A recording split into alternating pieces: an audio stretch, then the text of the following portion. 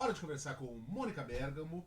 A gente vai falar sobre o tarifaço, porque Donald Trump, eu não sei se é a intenção, é difícil saber, né? O quanto Donald Trump quis proteger um possível aliado, né? A saber, Jair Bolsonaro, ou o quanto ele apenas usou o nome de Bolsonaro como justificativa para pilhar o Brasil, botando até o Pix a 25 de março no meio da jogada. Mas o fato é que aqui no Brasil, o bolsonarismo acabou isolado, está num momento ruim, né? Depois do tarifaço, Mônica. E a Mônica tem informações exclusivas para a gente. Bom dia. Oi, Megali, bom dia para todo mundo. Pois é, Megali, os dias passam e o isolamento do bolsonarismo em relação a essa ameaça do Trump só aumenta, né? Se no começo alguns governadores, vamos dizer assim, que gostam de agradar, ou melhor, que temem desagradar a família Bolsonaro, ficaram no muro, agora eles tiveram que descer do muro e defender as economias dos seus estados. O governador de São Paulo, Tarcísio de Freitas, é o caso mais evidente. Outros aliados, Megali, querem cada vez uma distância maior desse desgaste, né? Porque qual que é a visão deles, Megali? É a de que o Trump tentou ajudar o Bolsonaro a escapar de uma condenação do Supremo Tribunal Federal, que está para vir em breve, né?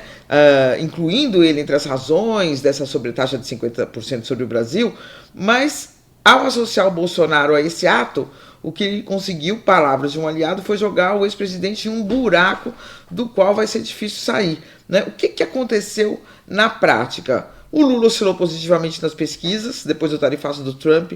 O tarifaço foi rejeitado, inclusive entre eleitores bolsonaristas, a gente falou disso aqui ontem, 72% acham, do eleitorado acham que é um erro o que aconteceu, isso que o Trump está fazendo, né? É um ataque ao Brasil. Então, além disso, as notícias que poderiam ser negativas para o governo Lula sumiram do noticiário, Megali, você não lê mais nada ruim para o governo, você só lê Trump e o governo brasileiro reagindo, né?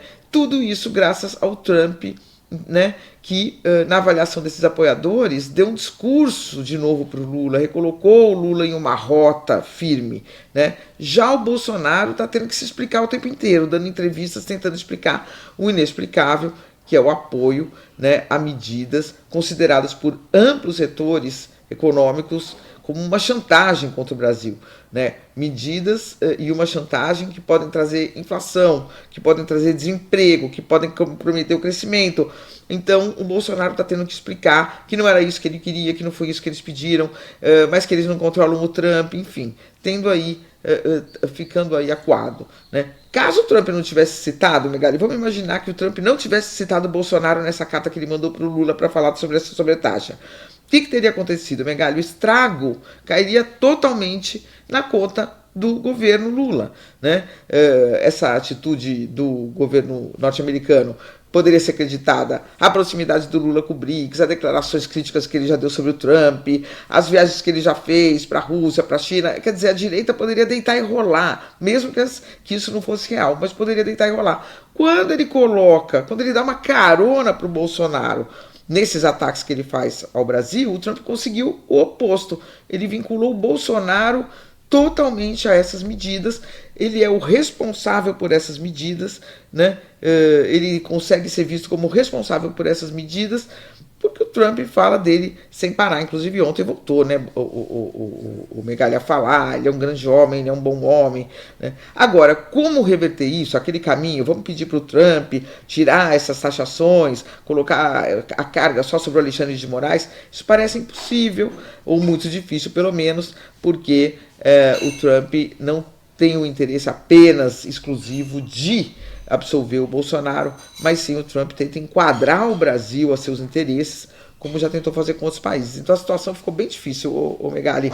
O Trump já faria isso sim ou sim, mas agora ficou tudo na conta do ex-presidente Jair Bolsonaro.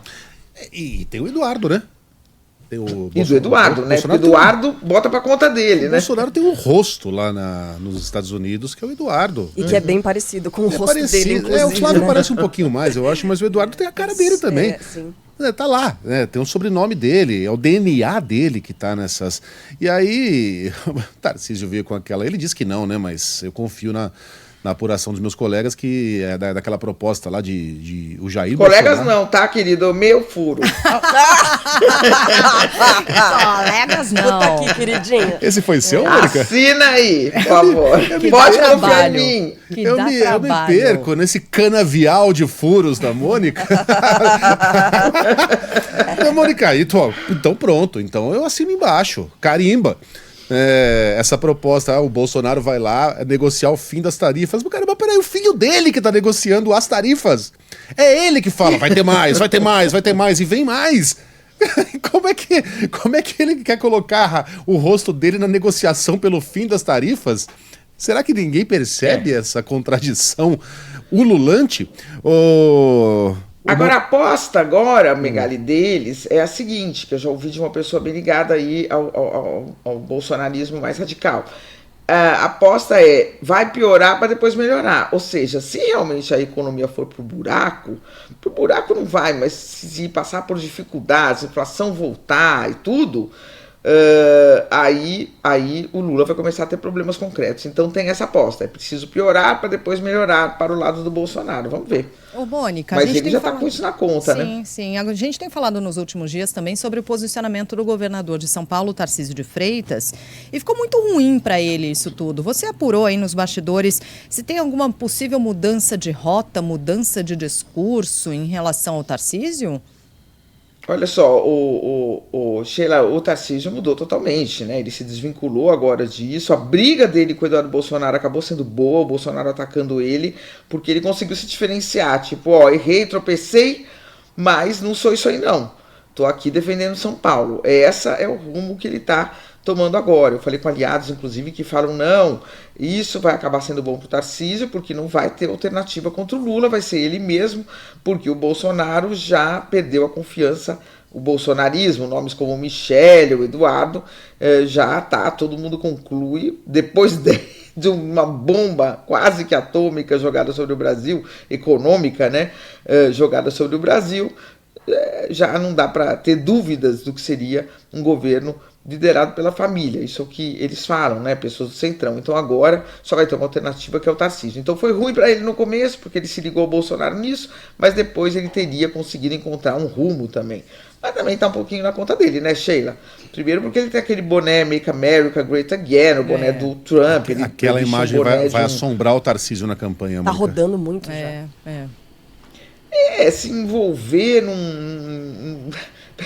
pegar um boné, né, de um presidente de um país imperialista, de fato, isso é fato, não é opinião, né, e que tem interesses que são contraditórios em relação ao Brasil, não apenas o Trump, muitas vezes todos os países, cada um tem o seu interesse, que muitas vezes se chocam com o interesse do Brasil. Vestir o boné, né, depois apagar, parece que ele apagou a imagem, piorou, né, então tem esse ônus aí, mas eles acreditam que sendo é preciso, o maior partido do país é o antipetismo, metade são petistas, metade antipetistas, né, o Megali. Então, tendo este país aí sem liderança, esse partido, entre aspas, do antipetismo, alguém vai ter que ocupar essa liderança. E aí eles falam, apesar dos tropeços e tudo, só tem esse nome, que é o Tarcísio, porque o bolsonarismo se queimou de vez. E aí o Éder, nosso ouvinte, faz uma o pergunta... O bolsonarismo puro, tá? Sim, porque o Tarcísio é bolsonarista. Né? O Éder, aqui, nosso ouvinte, mandou a seguinte pergunta sobre Alckmin, falando, esse episódio todo ressuscita Alckmin politicamente? Porque ele tem tomado a frente mesmo, de maneira ponderada, como ele falado bastante sobre isso. Tem essa visão, essa leitura, Mônica? O Lula jogou ele no protagonismo, né? Porque quem escolheu, é óbvio que ele sendo vice-presidente, ministro da Indústria e Comércio, teria que ser ele mesmo. Mas o Lula poderia ter ungido, por exemplo, o Haddad como negociador com os Estados Unidos. O Haddad está bem ocupado com outros problemas no Congresso, então aí foi o Alckmin. Então deu essa projeção. Há uma discussão intensa sobre se o Alckmin poderia ser candidato em São Paulo, se o Alckmin ficaria no governo como vice de novo, mas claro, dá um peso a ele, né? Peso que ele já tem, né, Sheila? Ele tem muita experiência, né? O ex-governador Geraldo Alckmin foi governador diversas vezes aqui de São Paulo e agora como vice-presidente, então eu acho que sim, que joga luz, né, sobre a experiência dele, a importância dele para o governo. Mônica, bom trabalho para você, até amanhã. Até amanhã. Notícia rápida aqui que acabou de chegar.